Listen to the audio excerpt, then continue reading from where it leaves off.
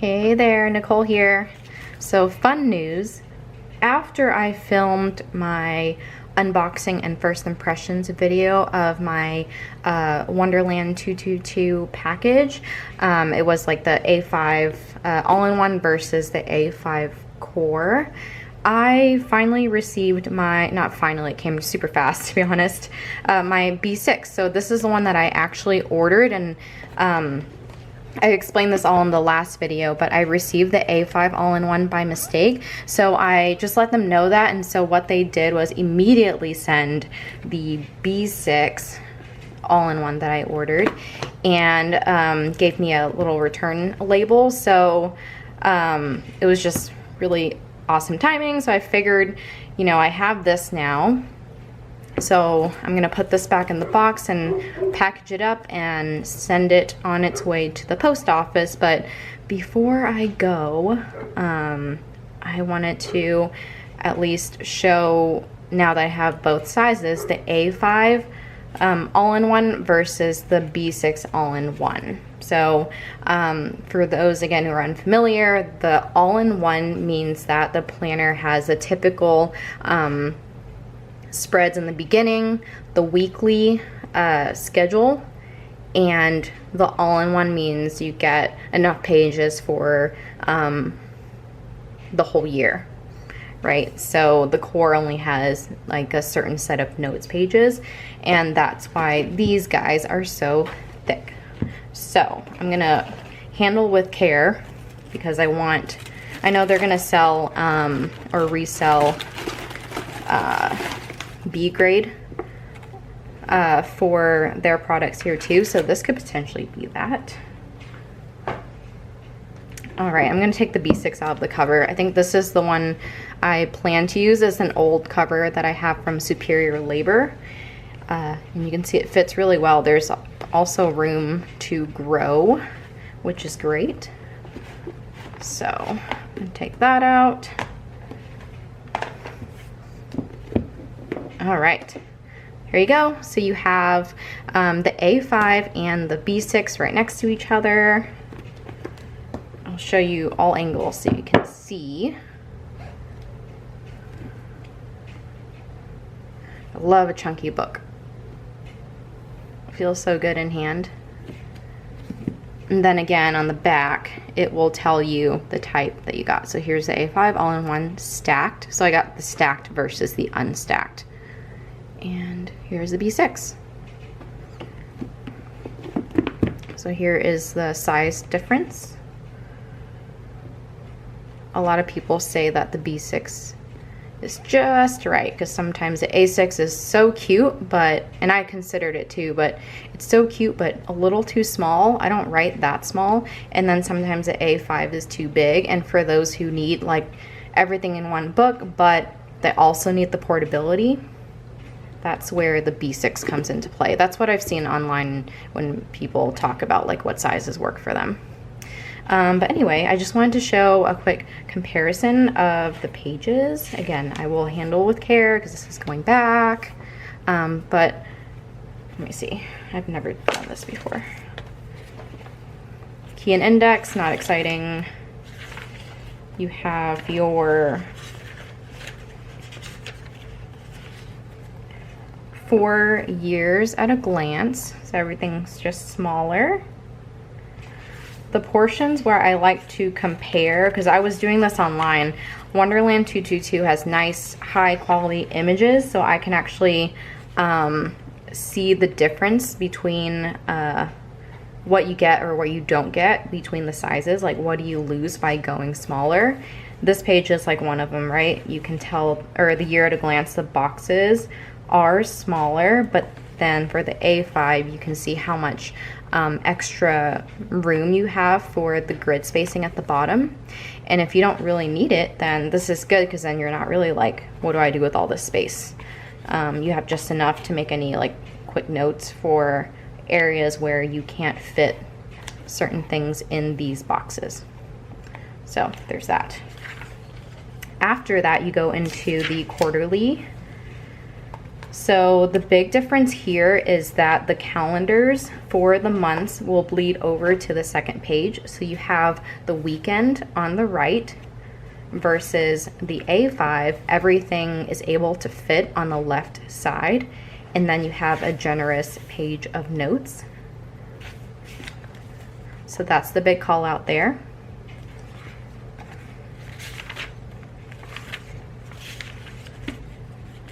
And then we get into the trackers.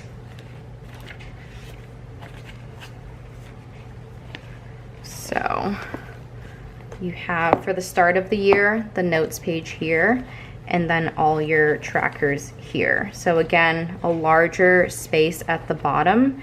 And let me see, we have 2, 4, 6, 8, 10, 12, 14, 16 for the B6. 16 things that you can track for the B6.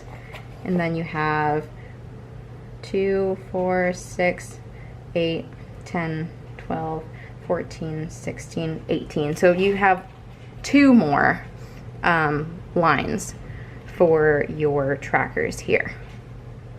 So not a huge difference, but you can see there's just a lot more writing space. But this is a fun way, if you guys love using stickers or icons, to do that instead of actually writing down the habit that you're tracking.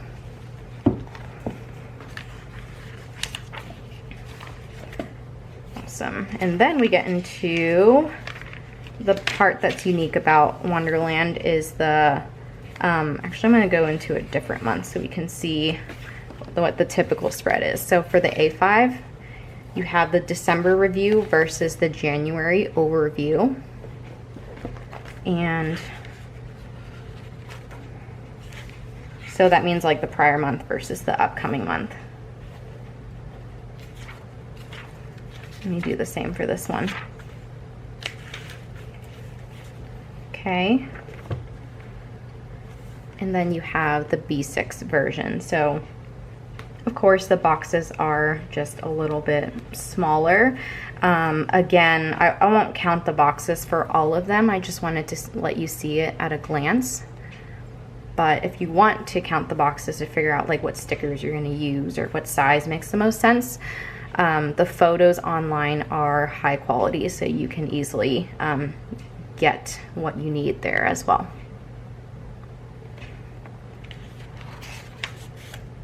And then we go into the monthly.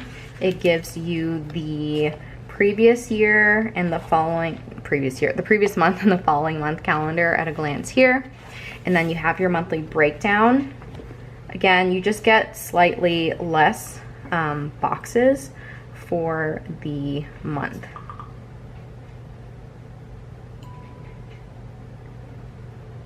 Okay.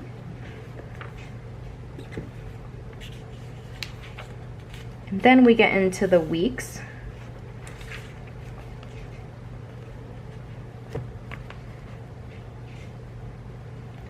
The biggest difference that I had to contemplate when I was figuring out what I needed for my planner is like, do I actually need the sections on the top and the bottom? Like, do I need a big section for that? Or am I good for just a few or 3 rows basically for the B6? So originally I was going to do the B6 all-in-one and then just track the weather forecast at the top. But then I realized there were other things I wanted to highlight at the top of the day, like travel or priorities, or if it's trash day, or if I need to do my meal prep selections, things like that, that I need to highlight up top. This wasn't enough. And then the other consideration was that this is not my only planner. So that's like the other things to think about, like if you have multiple planners, like what goes where. But I ultimately needed more room for the top section, so the A5 worked. The A5 all-in-one did not work. But anyway, so that is the difference between the A5 versus the B6. Obviously everything's a little bit more narrow, and then you have more boxes at the top and the bottom. And then again, this is the stacked layout, meaning the weekends are stacked. So that is why I chose the B6 as my work planner, because I don't need the weekends. So I like that they are minimized here, and then I have a full work schedule. And then I specifically thought that the all-in-one would work because I have plenty of pages for notes every day. And then the rest of the layout is pretty much the same, right? You get to the end, you have your December review, and then starting from page 201 through whatever the last page is, 576. You have all notes pages. And I like this versus other companies, like personal preference, where I'm not saying anything is better than the other. I'm never saying that when I'm doing planner reviews. This is just like, I'm just talking about my personal preferences and why I chose things and why they work for me. Is that I don't want to like count when I'm trying to section off my pages. Wonderland has, if you can see, there's a line going down the middle on the top section. And then there's also a line going horizontally here. So it's really easy to break up the page. You also have a section to, or not a section, but like a spot to date the day on the page. And then you have your timeline that goes from 1 a.m. Basically, you have your 24-hour timeline is what this is. So you have that, and that is actually a good call out if you use the timeline, is that the B6 goes from 5 a.m. onwards. So you're missing like that morning hour, which I guess would be needed if you guys are working like night shift and stuff. And I know that I saw a lot of moms are using the 24-hour timeline for like recording like feedings and baby stuff. So I was like, oh, that's a really good idea. So it really depends on what you need. So since this is work, this schedule work is like more than enough, and A5 will work for others better because of the timeline if you need to use it. So there is a difference for the blank pages there. And if you don't need it, it's pretty light to where you can disregard it. So yeah, I think those are the only differences. I just wanted to do a quick walkthrough to show you in case you are debating like I did for months on which size I wanted. So of course I ended up getting both, and now I have to destash it. Well, I guess I'm not destashing because I decided to use this for work, but I wanted to buy them all. So anyway, that is all I wanted to walk through today.